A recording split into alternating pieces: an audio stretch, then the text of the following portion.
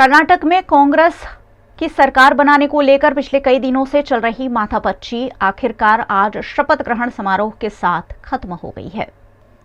कर्नाटक में आज शनिवार को आखिरकार कांग्रेस की सरकार बन ही गई। सिद्धारमैया ने दूसरी बार मुख्यमंत्री पद की शपथ ली। राज्यपाल थावरचंद गहलोत ने उन्हें शपथ दिलवाई। उनके बाद डीके शिवकुमार ने इकलौते डिप्टी सीएम के तौर पर शपथ ली। डॉक्टर जी परमेश्वर, केएच मुनियप्पा, केजे जॉर्ज और एमबी पाटिल को कैबिनेट मंत्री बनाया गया। सतीश जारकीहोली, प्रियांक खड़गे, रामालिंगा रेड्डी और जमीर अहमद खान ने भी मंत्री पद की शपथ ली। इस मौके पर राहुल गांधी ने कहा कि हमने आपसे 5 वादे किए थे। 1 से 2 घंटे में कर्नाटक सरकार की पहली कैबिनेट मीटिंग होगी। उसमें ये 5 वादे कानून बन जाएंगे। मैंने कहा था कि हम झूठे वादे नहीं करते हैं, हम जो कहते हैं वो करते हैं। हमने आपसे 5 वायदे किए थे। पहला वायदा गृह लक्ष्मी 2000 रुपए हर महीने महिलाओं को। दूसरा वायदा गृह ज्योति 200 यूनिट बिजली मुफ्त में। तीसरा वायदा अन्न भाग्य 10 किलो चावल हर परिवार के मेंबर को। चौथा वायदा शक्ति, महिलाओं को फ्री बस ट्रैवल पूरे कर्नाटक में। और 5वां वायदा युवा निधि 3000 रुपए हर महीने ग्रेजुएट्स को और 1500 रुपए डिप्लोमा होल्डर्स को। मैंने आपसे कहा था कि हम झूठे वायदे नहीं करते हैं, जो हम कहते हैं हम कर दिखाते हैं। 1-2 घंटे में कर्नाटक की नई सरकार की पहली कैबिनेट मीटिंग होगी। उस कैबिनेट मीटिंग में ये 5 हमारे जो वायदे हैं ये कानून बन जाएंगे। जो हम कहते हैं हम कर दिखाते हैं। 13 मई को कर्नाटक विधानसभा चुनाव के नतीजे आए थे। कांग्रेस ने 224 सीटों में से 135, बीजेपी ने 66 और जेडीएस ने 19 सीटों पर जीत हासिल की थी। नतीजे आने के बाद कांग्रेस में सीएम पद को लेकर 5 दिन तक मंथन चलता रहा। सिद्धारमैया और डीके शिवकुमार के बीच दावेदारी थी। आलाकमान ने सिद्धारमैया को सीएम चुना, जबकि डीके को सोनिया गांधी ने डिप्टी सीएम के लिए मना लिया। शपथ ग्रहण समारोह में 9 विपक्षी पार्टियों के नेता मौजूद रहे। उनमें महबूबा मुफ्ती, नीतीश कुमार, तेजस्वी यादव, डी राजा और सीताराम येचुरी, एमके स्टालिन, शरद पवार, फारूक अब्दुल्ला, कमल हसन शामिल रहे। उनके अलावा कांग्रेस से राहुल गांधी, प्रियंका गांधी, कमलनाथ और राजस्थान के मुख्यमंत्री अशोक गहलोत, छत्तीसगढ़ के सीएम भूपेश बघेल भी मौजूद रहे, लेकिन सोनिया गांधी कार्यक्रम में नहीं पहुंची। कर्नाटक कांग्रेस में शपथ समारोह के लिए जिन नेताओं को न्योता नहीं दिया गया उनमें भाजपा, अरविंद केजरीवाल की आम आदमी पार्टी, उड़ीसा के सीएम नवीन पटनायक की पार्टी बीजू जनता दल, तेलंगाना के सीएम के चंद्रशेखर राव की पार्टी भारत राष्ट्र समिति, आंध्र प्रदेश के मुख्यमंत्री वाईएस जगनमोहन रेड्डी की पार्टी वाईएसआर कांग्रेस, केरल के सीएम पी विजयन शामिल रहे। जापान के हिरोशिमा में इन दिनों G7 बैठक चल रही है, जिसमें कई देशों के प्रधानमंत्री शिरकत कर रहे हैं। भारत के प्रधानमंत्री मोदी भी इस दौरान अन्य देशों के प्रधानमंत्री से मिल रहे हैं। जापान के हिरोशिमा शहर में जारी G7 समिट के दौरान यूक्रेन के राष्ट्रपति वोलोदिमीर जेलेंस्की ने प्रधानमंत्री नरेंद्र मोदी से मुलाकात की। रूस यूक्रेन जंग शुरू होने के बाद दोनों नेताओं की ये पहली मुलाकात थी। हालांकि 15 महीने से जारी जंग के दौरान मोदी और जेलेंस्की फोन पर कई बार बात कर चुके हैं।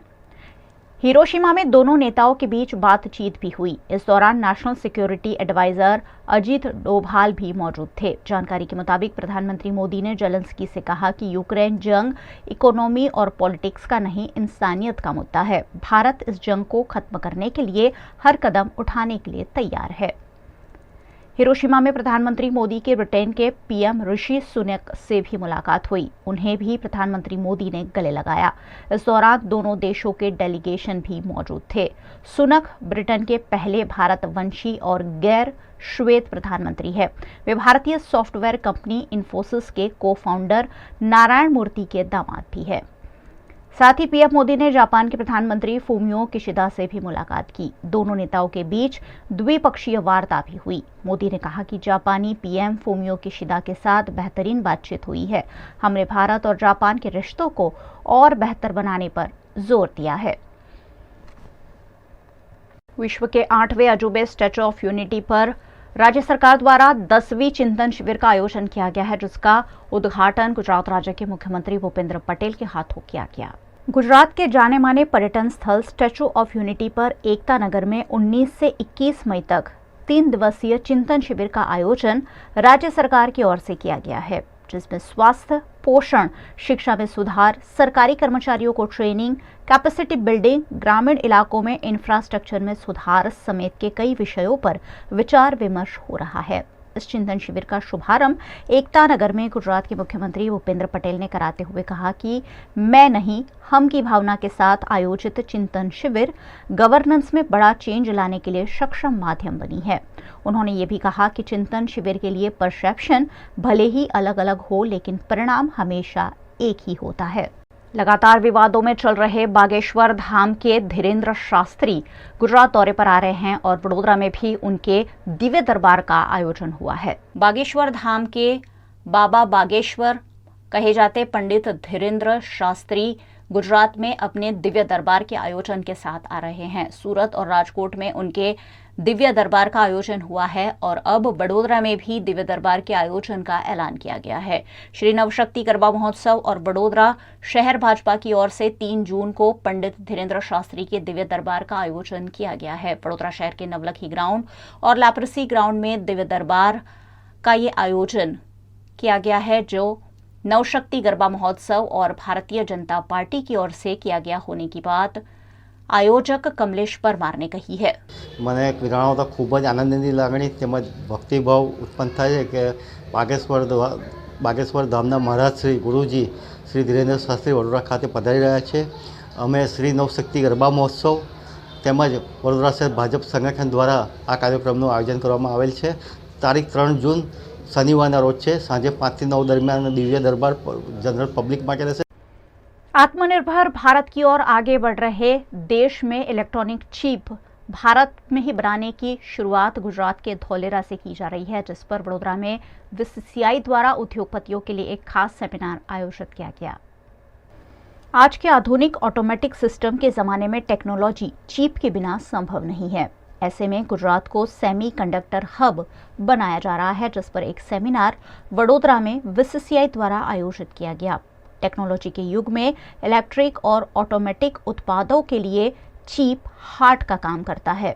इलेक्ट्रॉनिक्स मामले भारत और गुजरात को आत्मनिर्भर बनाने के लिए देश के सबसे पहले सेमीकंडक्टर हब को गुजरात के धोलेरा में विकसित किया जाएगा। देश के प्रधानमंत्री नरेंद्र मोदी का ये ड्रीम प्रोजेक्ट है, जिस पर बीसीसीआई के सेमिनार में विचार विमर्श किया गया।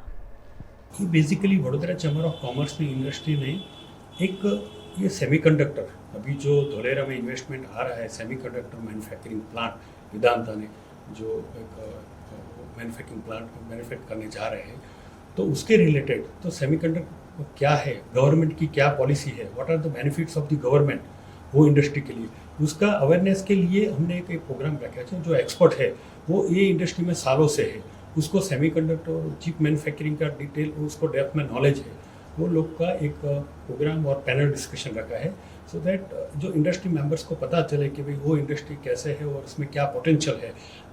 जो कमिंग ईयर्स में इसका बहुत सा use each and every industry में, आप ऑटोमोबाइल इंडस्ट्री गिनिए, कोई भी मोबाइल, सब में चिप्स की ज़रूरत पड़ती है।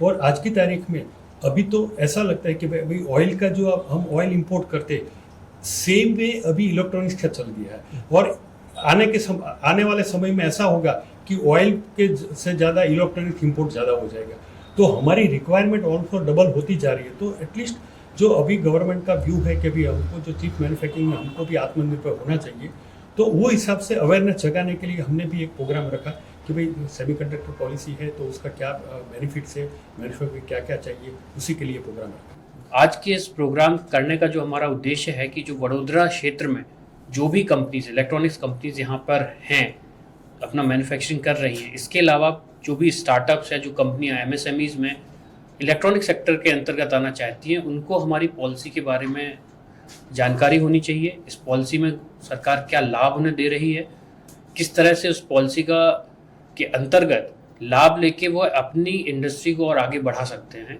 तो इस प्रोग्राम का जो उद्देश्य है वह यही है कि इस क्षेत्र की सारी कंपनियों को हम पॉलिसी की जानकारी दे सकें, तथा सेमीकंडक्टर सेक्टर में जो हमारे यहाँ निवेश होने वाले हैं उसके अंतर्गत भी ये इलेक्ट्रॉनिक्स कंपनियाँ उसमें कैसे भाग ले सकती हैं, कैसे हमारा लोकल प्रोडक्शन इस पॉलिसी के अंतर्गत बढ़ाया जा सकता है, इन सब की जानकारी देने के लिए ही इस प्रोग्राम का आयोजन किया गया है। जो सेमीकंडक्टर इंडस्ट्री है, जिसका हमारे इंडिया में एज ऑफ डेट अगर देखेंगे तो कोई इतना बड़ा स्पीयर हेडेड इंडस्ट्री नहीं है। हमारा कंप्लीट डिपेंडेंसी अगर देखते हैं सेमीकंडक्टर के लिए तो mostly it is outside, like China, Taiwan, USA based companies are there. So the IESA is formed across India, and now they are running awareness programs. They are driving a lot of industry and academic connects and all to create that kind of an ecosystem into the India for semiconductor industry, wherein government is also putting a lot of efforts in terms of financing through PLI schemes and all, and then inviting and motivating lot of industry entrepreneurs actually to come forward and take part into this growth journey of semiconductor industry to establish this ecosystem in India.